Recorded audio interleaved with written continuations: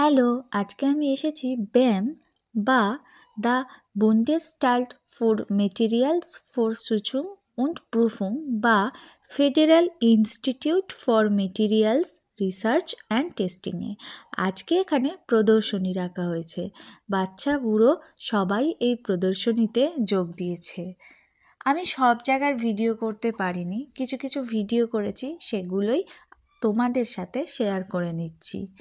একটা রুমে আসতে ওরা আমাকে একটা প্লাস্টিকের ভেতরে কিছু লিকুইড দিয়েছিল, আর সেই লিকুইডের ভেতরে ছিল একটা কয়েন টাইপের, যেটা ভেঙে যেতেই কিছু কেমিক্যাল রিয়াকশান হলো আর পুরোটা জমাট বেঁধে গেল।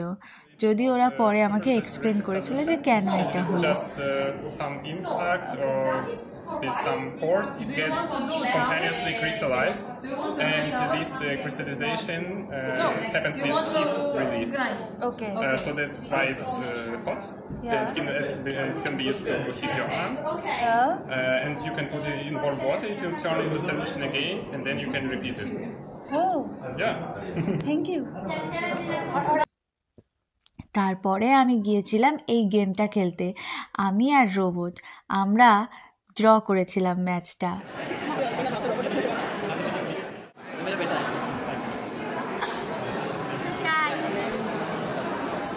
তারপরে একদম রাত্রিবেলা গিয়েছিলাম একটা ড্রোন দিয়ে প্রদর্শনী দেখতে।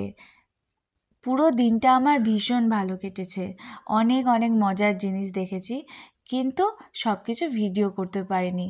ইনফ্যাক্ট এত এনজয় করছিলাম যে ভিডিও করতে হবে সেটা ভুলে গিয়েছিলাম। যাই হোক, আমার এই ছোট্ট ভিডিওটা তোমাদের কেমন লাগলো আমাকে অবশ্যই জানিও। বাই বাই, দেখা হবে পরের ভিডিওতে।